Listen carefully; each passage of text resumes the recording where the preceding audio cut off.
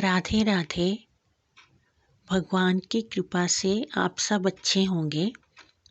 आज के इस वीडियो में मैं आपको बताऊंगी कि जो शिव भगवान का धागा भादों के महीने में बांधा जाता है वो अगहन मास में किस दिन खोलना है और इसकी क्या कथा है, इसके बारे में मैं सारी जानकारी इस वीडियो में बताऊंगी। भगवान शिव का धागा भादों मास में चांदनी सोमवार को, जो अमावस्या के बाद सोमवार आता है, उस दिन बांधा जाता है। और ये धागा बांधने से सारे पारिवारिक सुख मिलते हैं, सुख संपदा, परिवार में प्रेम और किसी भी प्रकार की घर में कमी नहीं रहती और घोर गरीबी भी समाप्त हो जाती है। और फिर ये धागा 4 मास के बाद अगहन मास में, मार्गशीर्ष मास में, अमावस्या के बाद जो चांदना सोमवार आता है उस दिन खोला जाता है और उस दिन व्रत भी रखा जाता है। और चरी के आटे की पंजीरी बनाकर भगवान शिव को चढ़ाई जाती है और फिर ये व्रत खोला जाता है और धागा भी उसी दिन खोला जाता है। फिर वो धागा उतार कर मंदिर जाकर आटे और गुड़ के साथ और साथ में जो चरी के आटे की पंजीरी बनाई होती है वो रखकर शिवलिंग के पास वो धागा शिवलिंग पे चढ़ा दिया जाता है और भगवान शिव से प्रार्थना की जाती है कि वो सारे परिवार की रक्षा करें और परिवार में स्नेह, संबंध, प्रेम, संपदा सब बनाए रखें। और उस दिन ये कथा भी पढ़ी जाती है और व्रत रखा जाता है। कथा इस प्रकार है कि एक राजा था, उसके कोई भी संतान नहीं थी। एक दिन वो शिकार खेलने जा रहा था तो वहाँ वो देखता है कि एक वृक्ष के नीचे कुछ स्त्रियाँ पूजा कर रही हैं। फिर वो जाकर उनके पास पूछता है कि बहन, आप ये किस देवता की पूजा कर रही हैं? तो वो कहती हैं कि हम भगवान शिव की पूजा कर रही हैं और पूजा के बाद हम धागा बांधेंगी। तो राजा पूछता है कि धागा बांधने से क्या मिलता है? तो वो कहती हैं कि ये पूछो कि क्या नहीं मिलता। जिनके संतान नहीं होते उन्हें संतान मिलती है और भगवान शिव पीढ़ियों से चली आ रही गरीबी भी दूर कर देते हैं। तो राजा कहता है कि मेरे भी संतान नहीं है, एक धागा आप मुझे भी दे दो, मैं अपनी पत्नी को दूंगा, वो भी बांध लेगी। तो वो कहती हैं कि जब पूजा समाप्त हो जाएगी, अगर धागा बचेगा तो हम आपको दे देंगे। पूजा के बाद स्त्रियों के पास 2 धागे बचते हैं, एक वो राजा को दे देती हैं और एक पास में ही बेरी का वृक्ष होता है उस पे डाल देती हैं। राजा देखता है कि धागा डालते ही जो बेरी का वृक्ष था वो लहलहाने लगता है। फिर वो अपने महल में आकर वो धागा अपनी रानी को देता है तो रानी वो धागा बांधती है तो उनको संतान प्राप्त होती है। थोड़े ही वर्षों में रानी के 4 बेटे होते हैं। समय बीतता है तो घर में 4 बहुएं आ जाती हैं तो उनका जो परिवार है वो बहुत सुखी हो जाता है। तब अचानक वो सब सुख से रह रहे होते हैं, लेकिन पड़ोसी देश का राजा उस राजा के राज्य में आक्रमण कर देता है, जिससे कि उन्हें राज्य छोड़कर भागना पड़ता है।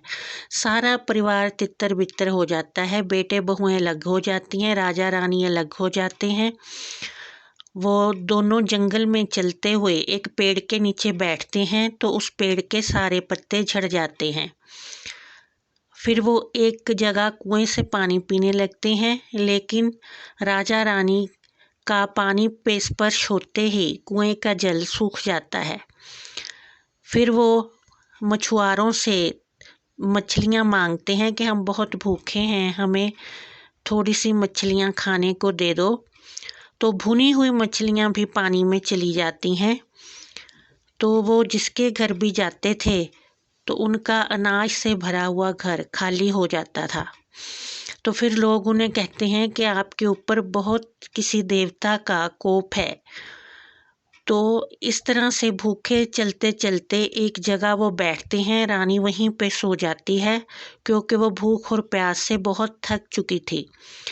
राजा रानी को वहीं छोड़कर जंगल में लकड़ियां काटने चला जाता है। रानी जब सोकर उठती है तो राजा को वहां नहीं देखती, तो वो जोर जोर से रोने लगती है। तो फिर वो देखती है कि सामने एक साधु की कुटिया होती है। वो उस कुटिया में जाती है, जाकर अंदर से कुंडी लगा लेती है। जब साधु आता है तो वो पूछता है कि मेरी कुटिया में कौन है। तो वो अंदर से आवाज़ देती है कि अगर आप मुझे अपनी धर्मपुत्री मानोगे तो मैं दरवाज़ा खोलूँगी। तो साधु कहता है कि आज से तुम मेरी धर्मपुत्री हो। तो रानी दरवाज़ा खोलती है और वह साधु की अपने पिता समान ही सेवा करने लगती है। तब भादो मास का सोमवार आता है तो वो साधु को बोलती है कि पिताजी मुझे आप पीला धागा ला दो, मैंने आज व्रत रखना है और धागा बांधना है। तो साधु पीला धागा लेने के लिए जाता है तो रास्ते में उसे पूजा करती हुई स्त्रियां मिलती हैं। तो वो उनसे एक धागा लाकर जब वापस जा रहा होता है तो रास्ते में उसे राजा मिलता है। तो वो बोलता है कि महात्मा जी आप मुझे आज चांदने सोमवार की धागे वाली शिवजी की कथा सुना दो। तो महात्मा कहता है कि मैंने तो व्रत नहीं किया है लेकिन मेरी बेटी ने किया है, तुम उससे कथा सुन लो। वो राजा को साथ लेकर अपनी कुटिया में आता है और रानी के आगे पर्दा लगा देता है। तो रानी पर्दे के पीछे से कथा बोलती है। जैसे ही कथा समाप्त होती है पर्दा गिर जाता है और राजा रानी एक दूसरे को पहचान लेते हैं। तो फिर वो साधु रानी से पूछता है कि तुम इस पुरुष को कैसे जानती हो। फिर रानी सारी अपनी आप बीती साधु से बताती है। तो साधु फिर जितनी उसकी समर्थ्या थी उसके अनुसार दान दहेज देकर राजा के साथ रानी को भेज देता है। तो उसे एक दही का कुज्जा भी देता है कि अगर रास्ते में ये हिल गया तो तू सोचना कि मेरे प्राण पखेरु उड़ गए हैं। तो वो राजा रानी दोनों वहाँ से कुटिया से चल पड़ते हैं। तो रास्ते में वो दही का कुज्जा हिल जाता है। तो वो राजा से रानी बोलती है कि मेरे पिताजी पे संकट आया है।